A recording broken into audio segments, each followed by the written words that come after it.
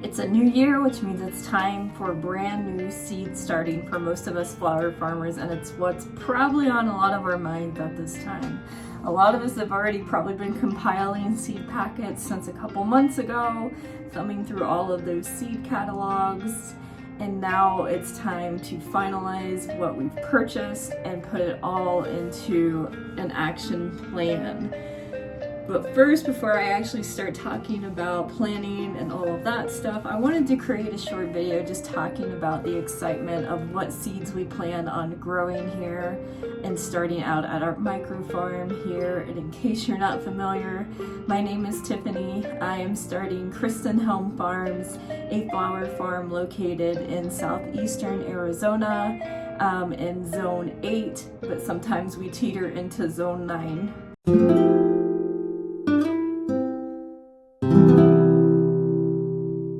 All right, let's get into it.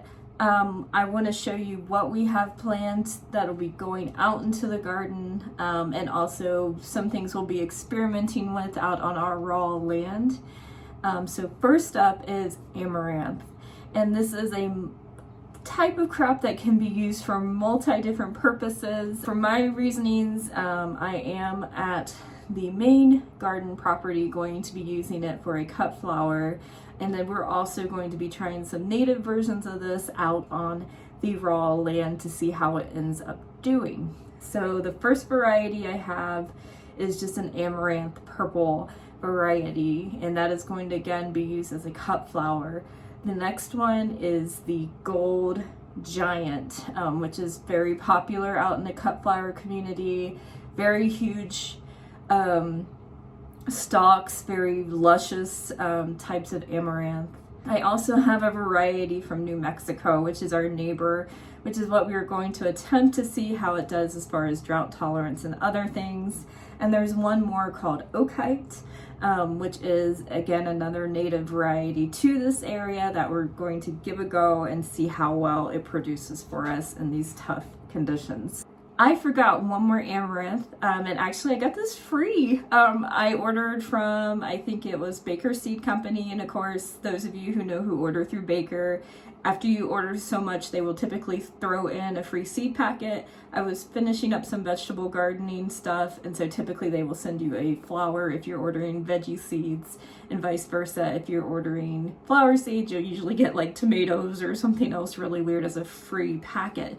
I got bleeding heart red amaranth, which I'm really excited about because that is a pretty well-known variety, and actually a very sought out variety of amaranth just because of its very dramatic drooping. So I was a bit of surprise when I opened my seed packets for my corn this year, and there's that really cool amaranth variety in there. Next up is basil, and a lot of you are probably thinking, well, basil, that's for cooking, right?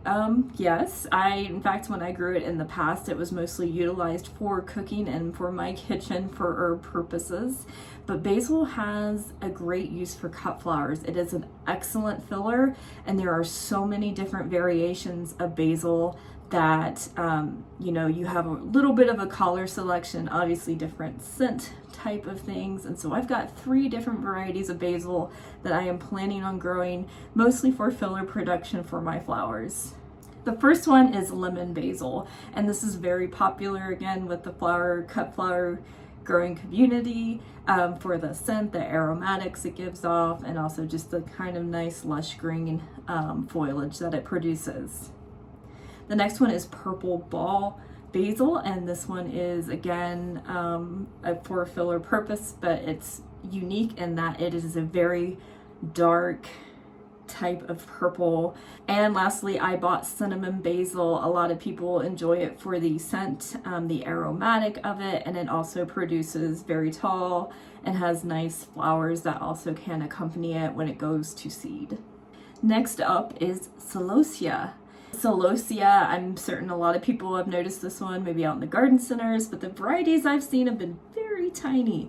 However, Celosia can be used as a cut flower in certain varieties. It can grow quite tall and be an excellent spike flower or an excellent filler depending on the type of variety that you have purchased. I am growing rainbow Celosia, which is a Celosia mix, a lot of different color variety. And I know a lot of people, especially flower farmers, tend to sway away from the mixed varieties. A lot of them want to have very specific color variations in their garden due to wholesaling, so they know what to expect and they know what they can report on to their wholesalers and their florists that they are selling to directly. And so this year, a lot of it is just testing to see what I like, what works well. And so you'll see a lot of mixes when I'm going through my list of flowers for this year. But Celosia Rainbow is one of those, and then I have Celosia Eternity as well. Next up is Cosmos, and this grows exceptionally well out here in the hot, arid environment. And so I've got two varieties I'm going to test out this year. I didn't want to go crazy, even though I think Cosmos is kind of a neat flower. I've heard it can be very unruly and hard to get in and cut, and so I've decided to limit myself to the Cosmos Xanthos series for pale yellow, and then also the Cosmos Rubenza. I picked up something a little different this year, which is a frosted explosion grass, and this is just a grass variety and used for bringing tall, dramatic need to bouquets if necessary. Next up for sunflowers, and this is where I'm most excited because sunflowers do excellent out here in our soil. They don't take a lot of water to get them to go. And so this is, they're very plentiful out here. So I'm very excited to get these sections started for summer growing once our soil warms up and is ready to go for them. First up is the Tayo variety. I then have Astras, which are kind of pointy, a very unique type of sunflower. I have Gold Coin, and I think this is the smaller variety that I have. I plan on doing mixed sunflower bouquets, and so my thought process was to get stuff in line to make kind of a Van Gogh-esque type of bouquet for my farmer's market. The next sunflower I have is Chocolate Cherry, and this is a darker red type of sunflower. Again, I don't have very many seeds of this one, but I wanted to give it a go and see how it took to our environment and just to see how it fares. And next up is the Pro-Cut series for sunflowers. These are the gold standard for sunflower and cut flower production. Typically the heads are a little bit more sturdier on these. You're not gonna have like stems drooping as much. And so these are the very commercial hybrid grown type of sunflowers. I have pale white, I have dark white, which means the inside disc is a darker color. I have the traditional orange yellow color that everybody is very familiar with. And then I have Pro-Cut Black, which is again a darker type of sunflower. So next up is another summer favorite out here in the desert. It is zinnias, and zinnias are very prominent. In fact, when we were driving around out here after we relocated in August, September, one of the flowers I saw everywhere was zinnias outside of sunflowers. And so I know that those do extremely well out here with minimal effort.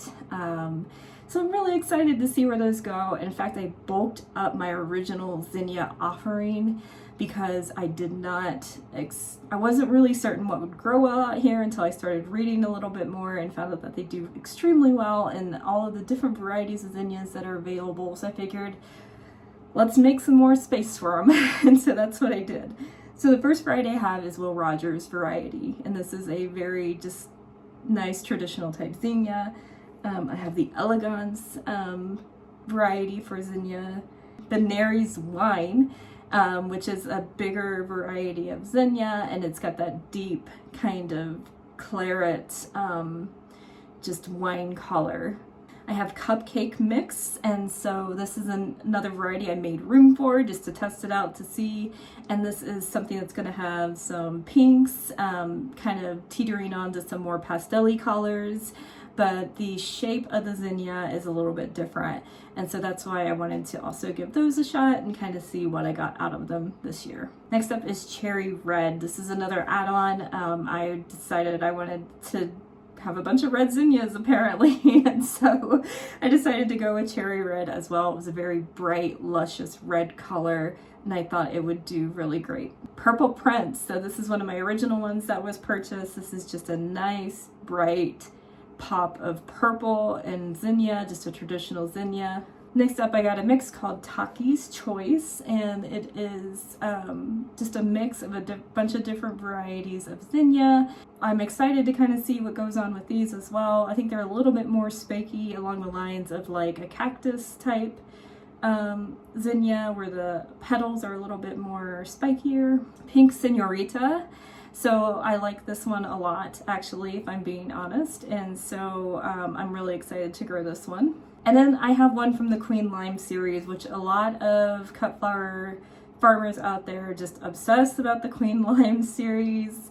I don't like lime color as much, so I don't see the fascination with it. I guess I'll have to see what customers really are gravitated to. But I did want to go ahead and give this series a test because the Queen Lime series are known for being a little bit more resistant to some of the diseases and stuff, and they're also kind of a cool color variation in how they're constructed. So that is it for my zinnias.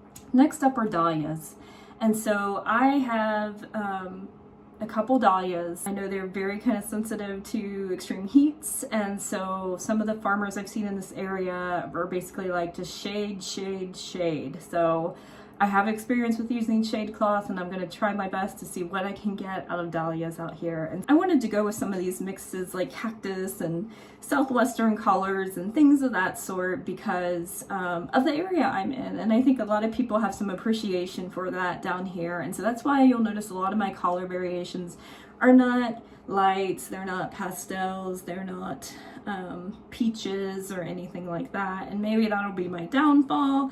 I don't know. I'm just testing things out to see what works well, what people are very gravitated to, and I think a lot of us have appreciation of our culture down here in southern Arizona, and so that's why I want to do some of these different variations, is where you're not going to see them maybe more up in the Pacific Northwest area or maybe out east as much, but yeah.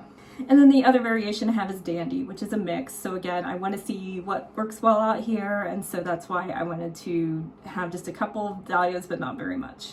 Next is Gomphrena, and so Gomphrena is also known as Globe Amaranth. I want this again as a filler. It's a very kind of unique and very cool looking flower. So I have Strawberry Fields, which is a bright popping red, and then I have Globosa, which is a mix. So there's some whites and purples and things of that sort in that variety. Next up has been a labor of love, and I honestly hope these guys pull through because I need probably as much filler as I can get, especially of this type of variety. Since a lot of my lace flowers and things didn't make it, to me these are the next best option, and that is Yarrow. Yarrow for cut flowers is amazing. There's a lot of different varieties you can get, a lot of different color variations that you can get, and so the ones that I've chosen this year to start out with is Parker mix and then Colorado mix. I think I went a little crazy on bee balm. I bought it again just to have as an additional flower to add to bouquets. It's great for pollinators, obviously, and some other things for teas and herbal properties and things of that sort. So I have a couple different varieties. The first one I have is Panorama Red, and the next one is, I think, Spielarten. And I thought I had one more variety, but I don't have it noted on here. But yeah, I already have some bee balm started out in my garden, in my tea bed, herbal bed. And then I have some that will be ready to go come spring, summer, and getting those out for cut flower production purposes. Next up on my list, I have straw flowers. This was a last minute add-on to my selection for this year. I had no plans or no intentions of growing straw flower, but then as I got to thinking about it in my off season, since I've not seen as much production nearly as I thought I was going to have, I should probably get some dried flowers. And so straw flower is a very well-known flower for doing that because the flowers, the petals themselves are very sturdy and they dry extremely well and retain their color. So I have the straw flower tall double, and then I have the straw flower king size variety. And again, all of these next ones I'm probably going to be going through are complete add-ons from my original plan for this year, but I'm going to give it a go because why not? I have the space, I have a tiller, I've got my beds ready to go, so let's add what we can out there. First one is sea holly, and I really wanted to grow this, but I don't know why I just decided to not put it in my original order, or maybe it just wasn't available when I went to order it at that time. But it's come back in stock, and I'm like, I'm getting it because this is one of my favorite flowers, and it is also a perennial for this area. Sea holly is a very interesting flower. It dries extremely well, so great for dried flowers, but it's so interesting, and it's very frosted-like color of blue, and even in the stem. So I'm really excited for this one. I hope I can get it to work, and I hope it perennializes and stays in my garden for a long time. And that's not the only variety of sea holly I got. I have a sea holly purple that I'm going to be testing out as well and seeing how that works as well. So I'm excited about that one. Next up is scabiosa. So again, I had no intention of growing scabiosa. I was just like, whatever, you know. I don't know, I just wasn't drawn to it or anything. People freak out about it, especially the ping pong variety because of how it dries. But I don't know, I just figured I can always use more flowers. It's a great filler flower. It's a smaller type disc flower that can, you know, bump up bouquets. So I decided to go ahead and just order some scabiosa mix, so we're going to give it a shot. And it's also, I needed some more blues in my garden. I got a lot of reds, got a lot of pinks and things of that sort, but I needed some more subtle blues to add in there. So that's why I went ahead and decided to go with scabiosa. This next one, again, another add-on. I saw this from a local farmer who's no longer in our area, but towards the beginning of her journey, she grew something called Ruby Moon Hyacinth. I think it's like a pea or a pea vine. But it was beautiful in the pictures that she posted, and so I had to get my hands on it, and I ordered it probably within the last couple of weeks, and I want to give that a shot and see if it does well out here. In her area, we're fairly similar in zones. She would have gotten maybe a little bit more rain than we do here. I just saw her pictures and I was like, I have to have this. So that's one of those I'm going to also be experimenting with this year. Next up is another one, again, from that Instagram farmer. Again, she's no longer in our area. She's uprooted and moved all the way over to Georgia. For those who are local there, you probably absolutely know who I'm talking about. Even some cut farmers who out there who have been growing for years probably actually know who I'm talking about when I say Southeastern Arizona. But anyways, she had one called Blue Kiwi, or Kiwi Blue. And again, it's just like a filler. It looks like almost like a bee balm, except it kind of slimps over a little bit and it's very dramatic. And again, it's another filler thing that I just wanted to add just to kind of see how it does in our area. The blues were very vibrant, and so I'm excited to see how that one does. Next up, again, another filler. So maybe I have too many fillers now, I don't know. Persian cress. So this again is another great airy type of filler. It branches out. It has kind of a nice dramatic look to it, almost like a dotted look, speckled look in a bouquet. So I think that's kind of unique and interesting. So I figured we'll pick up some seeds and get those started as well. So on to snapdragons. So let's talk a little bit about snapdragons. I had a bunch of varieties I started earlier this season. They're gone. In fact, I pulled that bed yesterday. That way I could uproot my raised bed and give it to Paul for vegetable gardening. And so I had to make that tough decision as to, do I save and transplant these as is right now? But I was looking at them and they just look so pitiful. I couldn't do it. I couldn't keep them any longer. I couldn't baby them any longer. They just were not doing well. They had a lot of sunburn damage. They were crispy. Even though they were being watered. I mean, I don't know what happened, but again, it's not a big deal because those were not intended for cut flowers, just based on the size and variety they were. And so I did go ahead and listen to everybody else out there and just go ahead and grab some of the variations that do well for cut flower farming. And so I have butterflies that are started actually behind me here. I have Chantilly mix, which again is started right behind me here, which will do great in the spring until we hit those really hot summer temperatures. I have Potomac, which I plan on starting soon after these guys probably start going out because they can tolerate some of the heat a little bit better. And then I have Rocket variety. Those are also started here, and again, just going to test it out, see what works, which variety does well in this area. So I also started some Rudbeckia, and Rudbeckia is just a black-eyed Susan for those of you who are not familiar with the genus name. But anyways, I just went with a plain yellow variety. I did start with Cherokee Sunset. Those crash and burn. I didn't get much great germination to begin with from those, from Baker Seed. And then on top of that, I went to plant them out, the 3 that did germinate, and they just didn't thrive. They're done, they're gone. So anyways, so I just have plain good old-fashioned Rudbeckias, black-eyed Susans. I'm just going to give a shot, and they're perennials again, so hopefully I can get a nice flush of those for a couple more years. So this next one is Echinacea. I picked this up at a local nursery. Some Echinacea or coneflowers, a lot of people know these as those like pretty purplish pink flowers that come out that everybody sees pictures with butterflies on them and bees and all that stuff. So anyways, that's another perennial type. I have those started right behind me here, and so hopefully I can get some nice flushes of those for the next couple years. Lastly, I have eucalyptus, and that eucalyptus is already started back there. It's been growing now for a few weeks, and eucalyptus are very notoriously slow growers. I have the baby blue bouquet version from Johnny's. I don't think it'll do too terribly here. In fact, it may perennialize. I just have to keep an eye on it because they can turn their trees essentially, but for cut flowers, they just kind of cut the foliage as it comes up, and most of it won't survive through winters in the east and the north, and so people just replant it year after year. So we'll see how it goes, but that is my seed starting for 2025. It's grown substantially from what I originally started with, but I'm really excited to get these started. And so if you want to see me and see my journey, please consider subscribing.